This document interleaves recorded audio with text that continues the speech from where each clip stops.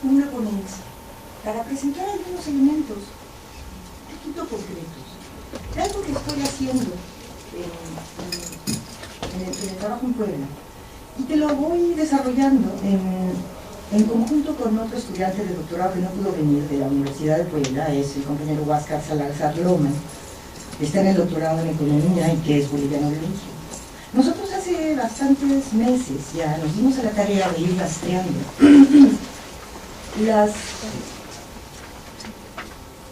lo que ha pasado con las políticas agrarias en el gobierno masista en los últimos años. Y bueno, hemos encontrado cosas muy interesantes realmente, cosas tales como que en el Plan General de Desarrollo que está vigente, en el Plan 2010-2015, hay más inversión para los proyectos aeronáuticos que para los proyectos de desarrollo agrario, por ejemplo. Esa es una perla que hemos encontrado. Y en general nos ha llamado mucho la atención la manera en la cual se está implementando la política agraria y nos preguntamos a partir de ahí si está habiendo realmente algún tipo de cambio sustancial, que es, creo, la pregunta que ha girado en este coloquio todo el tiempo, ¿no? Entiendo que la pregunta central era cambio de época o época de cambios. Mi postura, que la he sostenido en varias ocasiones, es que está bloqueado un cambio de época que sí estuvo abierto en un momento anterior. Es lo que yo he tratado de sostener en varias publicaciones a partir de un juego que hago, de una propuesta de establecer que hubo en el momento más duro, más álgido, más enérgico de los levantamientos, un horizonte comunitario popular de transformación social que ambigua y contradictoriamente se hizo presente con fuerza. Y no estoy diciendo algo que no pueda ser sostenible, algo que es ambiguo de todas maneras puede enérgicamente presentarse. Y la idea que yo desarrollo es que eso se confrontó con el horizonte nacional popular, básicamente representado por el proyecto del MAS y básicamente ejecutado a partir del 2006, con el cual pudo coexistir una temporada, pero claramente están presentándose contradicciones y tensiones cada vez más amplias entre estos dos horizontes interiores de lo que puede significar la transformación social a partir del mirador teórico que tengo yo, que es entender que el motor de la historia es la lucha de abajo y que después puede haber prácticas estatales o puede no haber prácticas estatales que resuenen con esto que es empujado desde abajo. Entonces, lo que traigo ahora preparado es algo que le llamo las difíciles relaciones Estado-sociedad civil, y vuelvo a insistir, es un proyecto más grande. Entonces ahora traje algunos elementos que creo que dan ideas muy claras de por dónde van las cosas. Y estoy tratando de reflexionar desde este registro de lo que se está haciendo como política agraria. Si pones la siguiente, por favor. ¿Es compatible? Es la pregunta que estamos explorando. El patrón de acumulación neoextractivista del capital que claramente se está afianzando en Bolivia con la posibilidad de buen vivir. ¿Y por qué me lo pregunto así?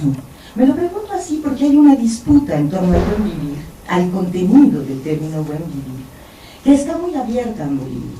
y que está muy abierta y vuelve a presentar una y otra vez de diferentes maneras, desde distintos flancos, lo que yo considero que son las dos preguntas centrales que dejaron los años fuertes de la lucha, y que son quién decide sobre el asunto público. Y esta pregunta puede tener muchas maneras de plantearse. ¿Qué prerrogativas tienen los indígenas del Quipnis, por ejemplo, para la decisión sobre el territorio que les ha sido titulado? ¿O qué prerrogativa de decisión tienen las comunidades y los sindicatos campesinos de los yungas para decidir acerca de las fábricas de cítricos que estaban establecidas en un plan de desarrollo y después no se implementaron? Es decir, una cuestión sobre la decisión sobre los asuntos públicos es lo que estuvo ahí, y un intento desde abajo, de una manera muy polifónica, muy variada, muy heterogénea, de sujetar y de conservar a nivel local esta capacidad de decidir. Eso es lo que yo he escuchado y creo que es una parte del contenido del buen vivir que se entiende como camino y no como modelo, ¿sí? Sin embargo, hay otra manera de verlo, que es verlo como modelo, y entonces me das la siguiente: empezar a plantear las cuestiones a partir de las formas en las cuales el gobierno constitucional podría ejercer algunas políticas que dieran soporte a lo que se entiende exteriormente a la lucha social de abajo como buen vivir, y por eso lo veo como modelo cerrado. Sin embargo, ahora tenemos un problema de los sujetos, los sujetos que luchan, porque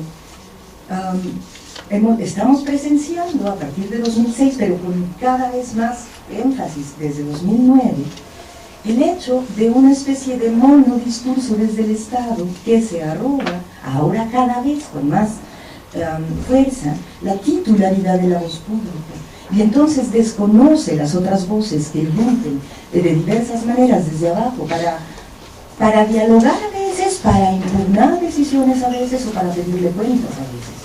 Y lo que yo percibo es una sistemática acción de desconocimiento, de no reconocimiento, de aplastamiento de estas voces. Y lastimosamente, para la única cosa con la que eso me parece comparable es con los momentos de la construcción del PRI en los años 20, es decir, estamos presenciando en eso un proceso brutal de formación de Estado, a partir de la captura de los significados de lo que es puesto desde abajo y devueltos a partir de una recodificación desde el Estado. Entonces tenemos un problema. Vamos a hablar de lo que están diciendo las trillizas. Bueno, a mí no me parece muy relevante porque oigo una voz ventrílocua, o sea, veo un ventríloco, como diría Silvia Rivera, veo la voz del Estado, reelaborada por las dirigencias y después vuelta a poner en circulación. Entonces no hallo, digamos, claramente de dónde buscar. Sin embargo, me tengo que ir más abajo de las organizaciones representativas a tratar de rastrear las luchas concretas, muy chiquitas, pero que se pueden encontrar, y uno las haya documentadas en estos informes de los observatorios que están puestos, el caso, ahí nosotros, el mismo Bolivia, etc., ¿no? Y me voy guiando por el nombre que se dieron en el momento de la Asamblea Constituyente estas voces heterogéneas en el momento que tuvieron que juntarse. Y en esos años se tuvieron que llamar a sí mismos, decidieron llamarse a sí mismos, alcanzaron a llamarse a sí mismos, cuando tuvieron que plantear sus proyectos indígenas campesinos originarios. Es decir, es un término polisémico, compuesto, ambiguo, pero esa fue la manera en la que se pudieron llamar a sí mismos diputados constituyentes, y en aras, digamos, de un respeto a la voz que está dada, yo me guío por esa idea. Entonces voy buscando las luchas y las acciones indígeno-campesino originarias y trato de ir discerniendo y entendiendo entre ellas, porque no me la creo que el Estado pueda tener la voz y ser el representante titular de la voz desde abajo. Y trato de encontrar estas maneras en las que se manifiesta en las condiciones actuales del gobierno del MAS. Si me das la siguiente. Bueno, vámonos un poquito más rápido porque... no, es así, creo que sí. Soy reteniope, entonces me queda muy bien. ¿Cómo entender lo que en estos tiempos ocurre en Bolivia, sobre todo en términos de la relación entre una significativa porción de la población rural, indígena y campesina, que ensaya en ciertos caminos colectivos de defensa y reproducción de lo común, y el gobierno del MAS y sus distintas políticas agrarias y en general de desarrollo? Esa es la pregunta que veo, porque veo que reiteradamente se presentan tensiones a nivel local y que no hay una manera de diálogo, o sea, no hay una especie de canal de ida y vuelta. Hay solamente una fuente de enunciación de discursos que trata sistemáticamente de totalizar y de ocupar todos los ámbitos del discurso político. En Bolivia, sigue adelante, por favor. Bueno. Me sitúo entonces en los múltiples puntos de tensión que se presentan entre estos dos horizontes políticos no idénticos, en ocasiones entrelazados, quizá no necesariamente contradictorios, pero hoy cada vez más dramáticamente confrontados. Es decir, no estoy tratando de hacer juicios ex ante en torno a estos dos horizontes políticos, ¿no? Y a mí me da la impresión que al final del 2005 y sobre todo durante el 2006, ambos horizontes lograron confluir entrelazados una temporada, tratando de sortear los escollos y tratando cada quien de hablar de una manera. Pero esto no es así más a partir del 2009, es lo que yo leo.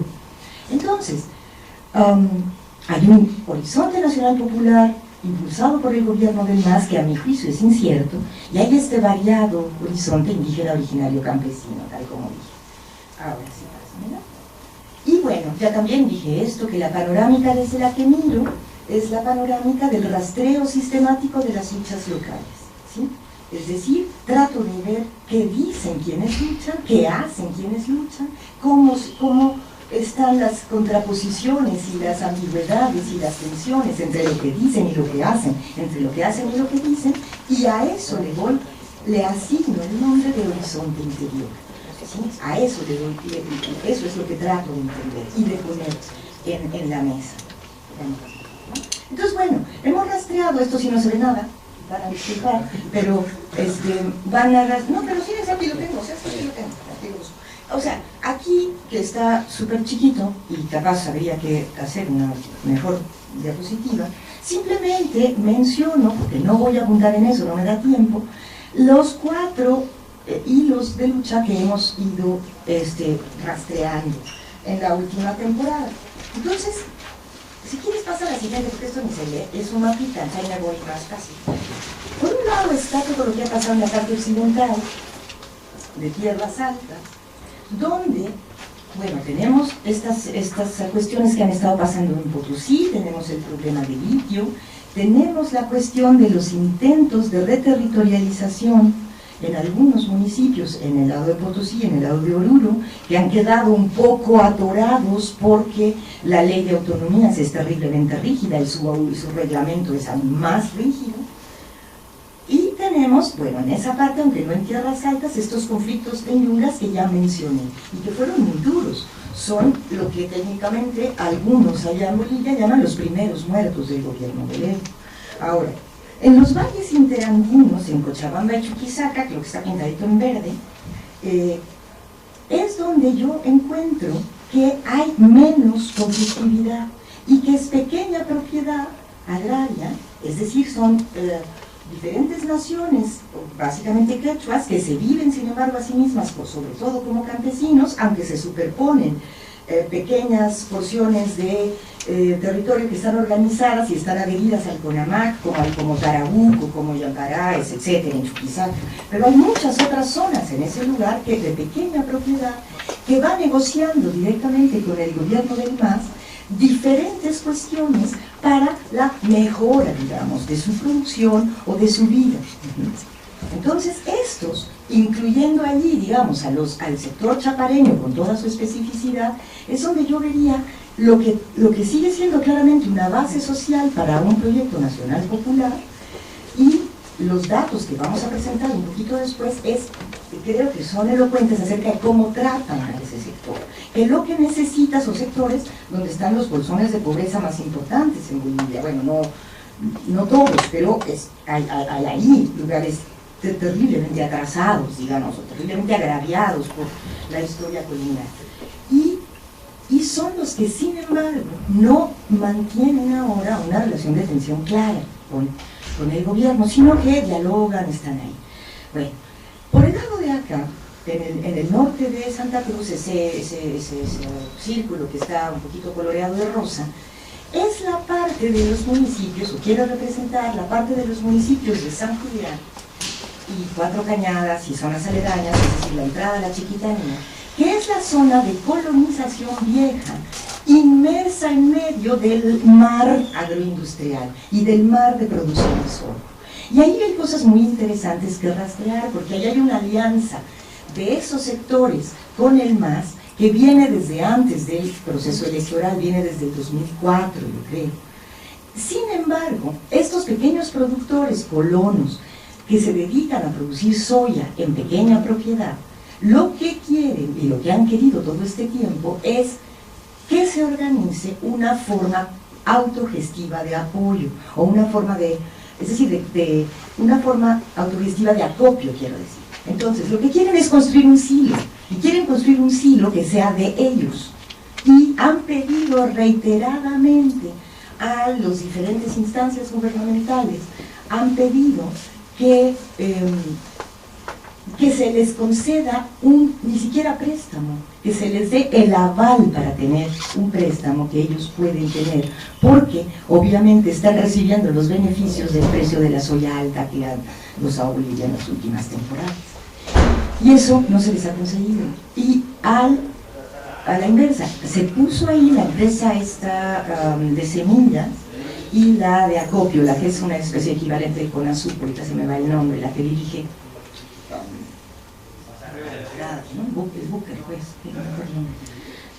finalmente dibujo la región de la Amazonía, donde hay una serie de cuestiones ocurriendo, y estaba inicialmente un círculo que no abarcaba hasta la parte, digamos, central de la parte alta de la zona amazónica, que abarca el norte de Cochabamba y el sur del Beni, pero por eso después extendí la otra dibujo rosa, porque bueno, ahí hemos tenido la octava y novena marcha de defensa de Quilmes. Estas cosas son las que venimos rastreando y tratamos de ir viendo los conflictos locales, tratamos de ir viendo cómo van pasando y bueno, qué se les responde y qué van diciendo. Esa es básicamente nuestra forma de operar. ¿Sí? Ahora sí, la siguiente, ¿no? Ahora viendo, sentimos, y esto es lo que creo yo que está pasando, aunque cada vez menos, porque creo que este horizonte comunitario popular, después de lo que pasó tras la octava marcha y durante la novena, va a quedar absolutamente debilitado, ¿no? Pero yo creo que sigue habiendo una disputa por el contenido de lo que es el tal proceso de cambio, ¿no? Y vuelvo a insistir, hay dos ejes de tensión ahí, lo relativo a la prerrogativa de decisión y lo relacionado con las diversas formas de estímulo y apoyo a los procesos productivos locales, digamos, donde se concede y se dialoga con el gobierno y donde se le disputa la prerrogativa de decisión, porque es una tensión. Sigue, por favor. La política agraria del gobierno de Evo, yo sí me pregunto si es una política en busca del buen vivir más allá de los estos subsidios focalizados de los que nos presumen tanto, ¿no? El pancito pinto, el otro bono, etcétera, ¿no? A ver, pásamela. Porque me pregunto si se toman en serio la cuestión de qué pasa en el campo. Y de qué pasa en el campo en términos económicos, ¿con qué interlocutores? Pues con los interlocutores como quisieron llamarse, campesinos, indígenas y originarios, ¿sí? Entonces rastreo qué ha hecho el gobierno de Bolivia. Y han sacado tres cosas, básicamente. Hay más, pero bueno, tres.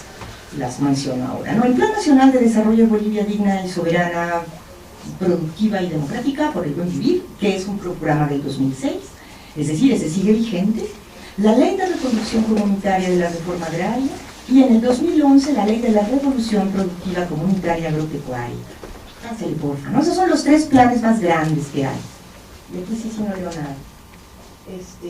Bueno, no, está bien, aquí vuelvo a hacer una discusión sobre el buen vivir, que no es un proyecto que pueda asumir una forma estatal en mi manera de pensar, porque yo lo veo que esta cuestión del buen vivir es como un camino. Ojo, no estoy diciendo que sea un proyecto no estatal, sino que estoy diciendo que no puede ser un proyecto estadocéntrico. Ojo, y sí me quiero poner muy meticulosa con esta distinción. ¿Por qué?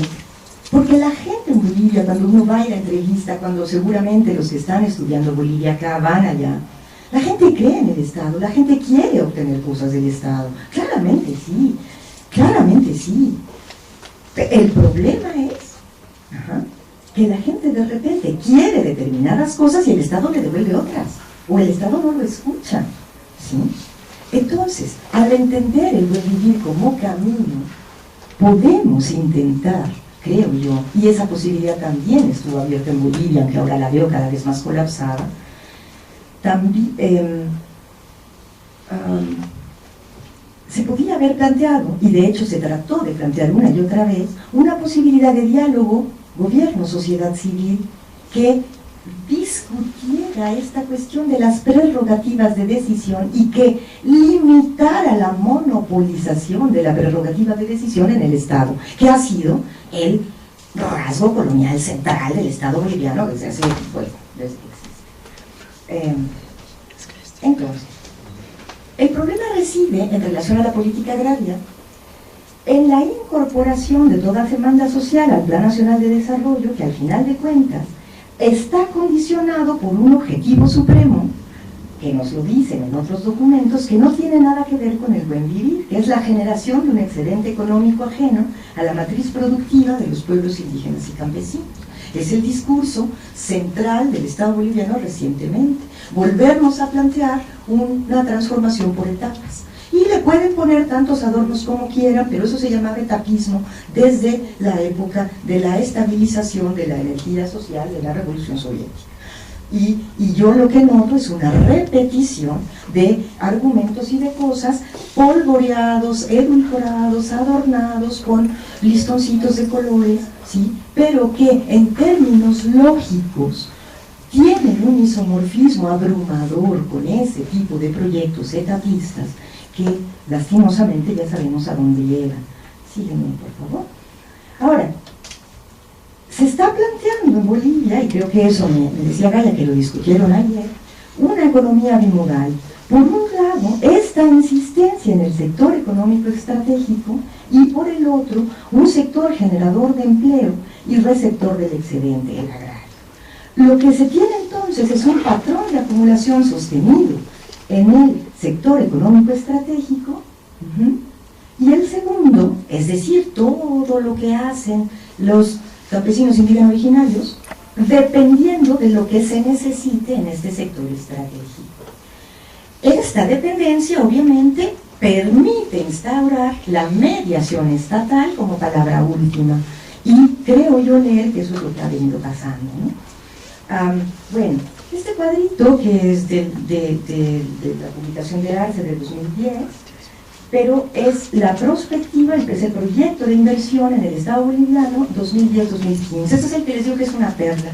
Es una perla porque, no sé si alcanzan a ver, fíjense nomás cómo está destinado el 80% de la inversión en esos 5 años para este sector que llamábamos estratégico, que es una de las modalidades económicas que están ahí, es decir, para minería, hidrocarburos, energía eléctrica y transporte, está prácticamente el 80% de la inversión. Y para desarrollo rural, es el que está resaltado, hay el 0.78 del ingreso estatal en esos 5 años, ¿sí?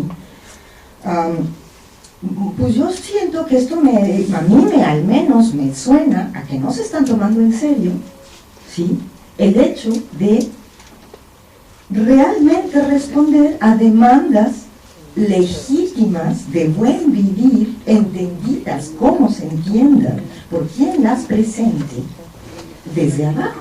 Porque si yo tengo menos del vuelto de la leche para abordar estos problemas y voy a dedicar el 80% del dinero que sí tengo para volver a reforzar este sector, con el que voy a seguir teniendo otro dinero, pero con el que me sigo enlazando con el capital internacional, al menos lo que yo leo es que cada vez más se vuelve incierto el propio camino nacional popular por la permisividad con la que se trata al capital extranjero y a las corporaciones extranjeras, por más que nos digan que ahora sí las tienen sujeta de cierta partecita, ¿no?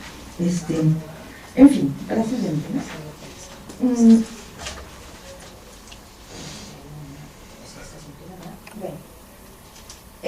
Lo verdaderamente preocupante de esta estructura presupuestal es cómo el sector económico estratégico, bueno, que ya dije, consume poco más del 80% de las inversiones, mientras que el desarrollo rural no va a llegar ni al 1%, ya avanzaremos, porque ya la puse en argumento. Ahora bien, sí se han hecho, y estas las otras dos leyes, ¿no? Hay muchas cosas para decir acerca tanto de la ley de esta revolución comunitaria, la reforma agraria, pues, segunda, y ¿no?, la reforma comunitaria y la otra ley actual. Pero simplemente quiero mencionar una cuestión y dejarla así. Si bien existen 660.000 unidades agrícolas, según las fuentes de Urioste, el 87% corresponden a pequeños productores, y ahí habitan 2.7 millones de personas, que ocupan el 14% de la tierra arable, es decir, sigue habiendo un problema de concentración que se sabe que está...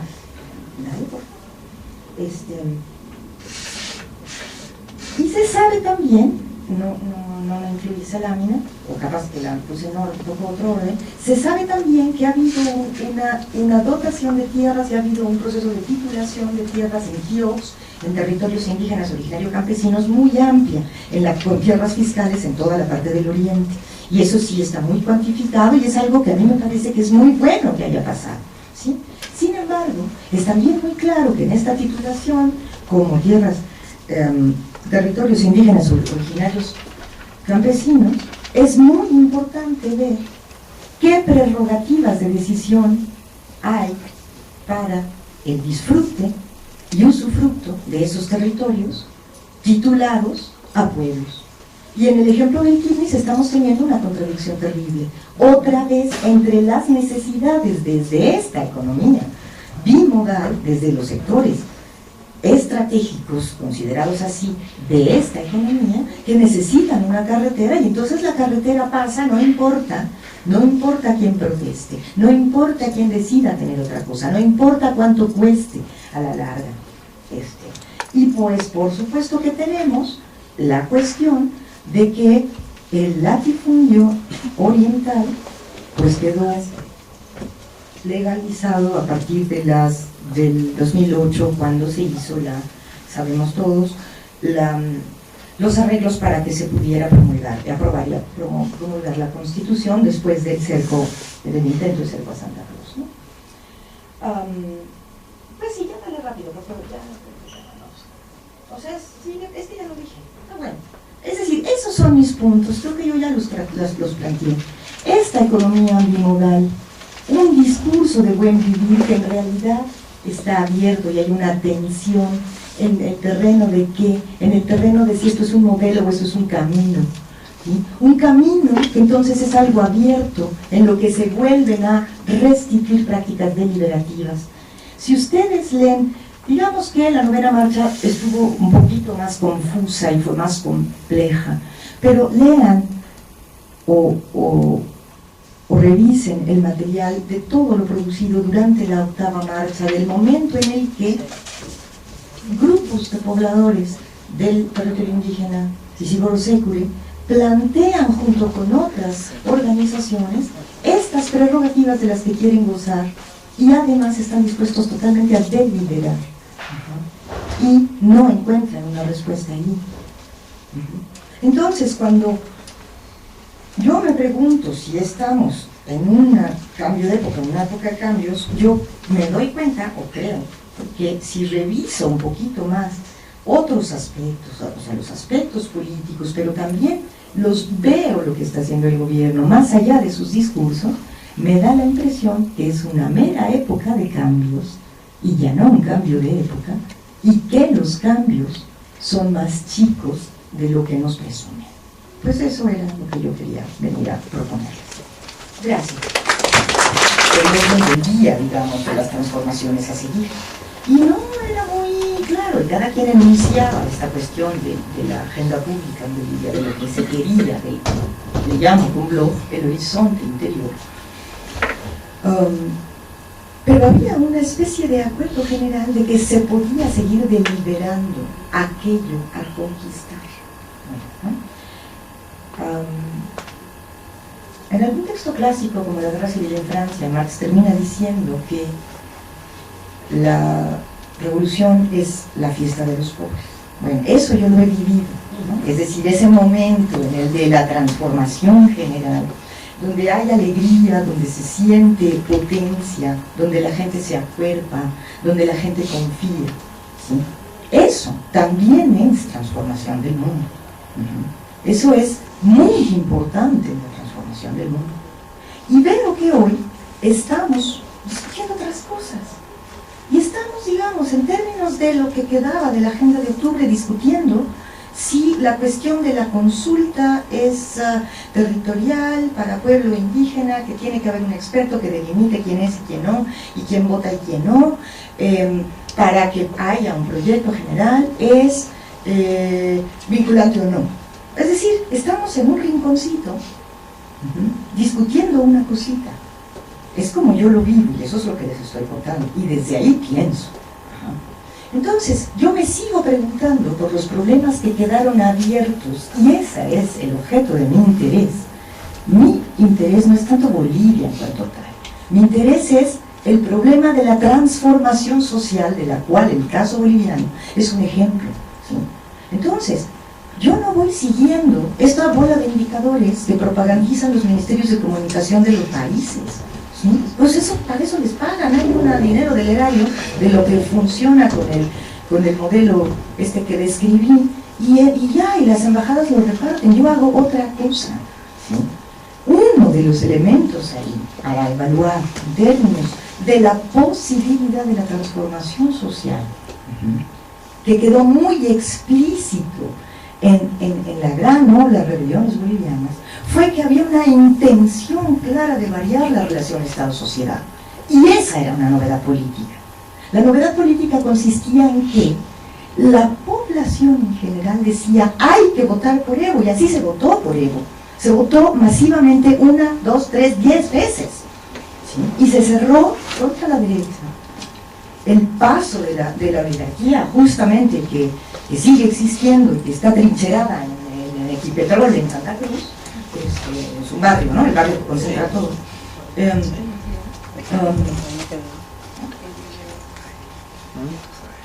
Se votó y se usó eso, pero al mismo tiempo, desde el año 2006, insistentemente, uno y otro flanco de movimiento trataron de ir a plantear esta ruta de apertura hacia la transformación. Eso es lo que a mí me parece relevante, y por eso planteo lo que digo. Entonces, bueno, ¿qué opino yo de Bolivia? Yo creo que está realmente peor, porque está más confuso, ¿sí? En fin, es decir, no valoro Bolivia a partir de unos indicadores que no sé cómo se sacan, no sé quién los pone, no confío en las metodologías que usan, en primer lugar. En segundo lugar, lo que confío mucho en lo que puedo percibir en términos cualitativos, ¿sí? Y haciendo investigación de campo en Bolivia, lo que uno siente es una frustración espantosa abajo, sientes amargura, y eso no es bueno. Y eso no es bueno porque eso mete pasividad a la gente, ¿sí? Y se siente esa amargura y esa cuestión porque no hay manera de establecer lo que se quiere, porque si se hace de manera independiente, inmediatamente se te descalifica. Y si se hace de manera corporativa por la nueva estructura de control que está teniendo el MAS, inmediatamente ahí te plantean unos términos de transacción, ¿sí?, que son el priismo más duro y vivo, ¿no? Renegociados, ves que estás viendo cómo se genera. Entonces, cuando yo voy al campo, me dicen cosas contradictorias y ambiguas. Por un lado, me pueden hablar de hermano presidente, y me pueden decir que van a seguir votando por él. Y por otro lado, me pueden contar lo mal que se sienten por X o Y razones. Y puedo tener muchísimas entrevistas que resuman esta especie como de tristeza social, de verse sumida en la impotencia y verse convertida de sujeto a nuevamente objeto de gobierno, ¿sí?, con toda una institucionalidad absolutamente controlada por una estructura partidaria que han ocupado en los últimos, o sea, que han consolidado en los últimos años, y que no tiene nada que ver con los mecanismos pactistas con los que se expandió el MAS y con los que ganó en el primer momento. Entonces, mi problema no es tanto el gobierno de Bolivia, mi problema es el problema de la posibilidad del Pachacuti. Ese es el problema teórico que abordo, y lo abordo desde donde puedo. Entonces, pues digo muchas críticas y casi siempre trato de ver esas cosas, ¿sí? ¿Por qué además? Porque sé que soy una voz en minoría, claramente, y por eso entonces tengo que tratar de plantear y me comprometo con tratar de exhibir lo que no puede ser expresado fácilmente, con tratar de mostrar aspectos que están ocultos, y lo hago con mayor o menor eficacia, pero lo hago de todo corazón, ¿sí?, en términos de un diálogo posible, que no cierre las posibilidades de desear que nos faltan tanto aquí en México, ¿no?, y que se separen de esa especie de predisposición a aplaudir que también tendríamos que estar sometiendo a crítica de manera más seria en este país. En fin, eso les contestaría a los compañeros, ¿no? ¿Está peor, mejor o peor? En términos económicos, como ustedes quieren evaluarlo, no lo sé, no tengo idea, ¿sí? No sé, pero en términos de lo que siente la gente, claramente está peor, ¿sí? Y hay un problema, otro dato de que está peor. Entre toda la gente que son dirigentes y que son diputados y que están ocupando cargos públicos, es Vox Populi, si hay aquí bolivianos no me dejarán mentir, es Vox Populi que hay una epidemia de alcoholismo. Hay una epidemia de alcoholismo creciente. ¿Por qué? Porque la gente se farrea y te cuenta cómo se siente derrota, aún adentro del gobierno, ¿sí? ¿Por qué? Porque tiene que estar negociando los carguitos con los de abajo, porque tiene que estar operativizando línea, porque ya no le escuchan, porque siente que deja de valer. Y si algo tuvimos en esos 5 años, es que eso, sentíamos que hablábamos, sentíamos que podíamos. Y bueno, a mí me da la impresión que el camino del Pachacuti o el camino del buen vivir consistía en mantener eso abierto. Y eso exigía menos megalomanía, y eso exigía menos autosatisfacción, y eso exigía, y entonces no lo veo como un problema menor. Es decir, puedo entender lo que tú quieres mostrar, pero no creo que sea un problema menor el decir, bueno, es que esto es parte del caudillismo del cual somos herederos en este continente, ¿no? Híjole, o sea, no sé si me explico, te lo digo así, hay que tomarlo en serio, porque cuando el caudillo habla, el acaudillado se calla, ¿sí? Y entonces se paran las posibilidades de cambiar. Y bueno, ese es mi tema de interés. Me preguntaba la compañera de allá al fondo acerca de la cuestión de la descolonización. Mira, yo no sigo con tanto detalle en términos, digamos, legales, etc., la cuestión de la descolonización, pero yo sí siento que ha habido claramente, ¿no?, un golpe muy duro al orden que estratificaba jerárquicamente estos segmentos de pigmento, pues basados en el pigmento, ¿no? Y entonces uno tiene, más bien en el mundo civil, una serie de cosas muy interesantes. Las élites cochabambinas, juveniles, por ejemplo, cuando uno conversa, te platican que ya no hay discotecas a donde ir que no haya cholas, ¿no? ¿Por qué? Porque las cholas ahora se meten, van y bailan la música que eligen en unos momentos en la cancha. Pero si quieren ir al cine, a la Recoleta, a los cines nuevos, van tranquilamente, cosa que no pasaba, ¿no? La gente quiere venir a sacarse sus fotografías de su matrimonio en el Prado de la Paz, afuera de la iglesia de Don Bosco. Y es un espectáculo ahora a veces en la Paz, ¿no? Entonces vienen todos a sacarse ahí su foto. El Prado, el lugar central del flirteo y del paso de la élite, digamos, paseña. Bueno, está totalmente invadida. Eso a mí me parece mucho más relevante. Eso a mí me parece muy importante. ¿Hasta dónde prácticas estatales de las que se llaman descolonizadoras están apoyando ese tipo de cosas? Honestamente no lo sé, no lo sé, pero sé que hay muchas cosas que sí valen la pena en ese proceso boliviano, en términos de lo que hace la gente, porque eso es lo que yo siento que está erosionando estos formatos opresivos de género, de raza, ¿no? Y de clase, hasta local. En fin, pues eso diría, ese es mi tema de investigación, no el otro, ¿no? Gracias.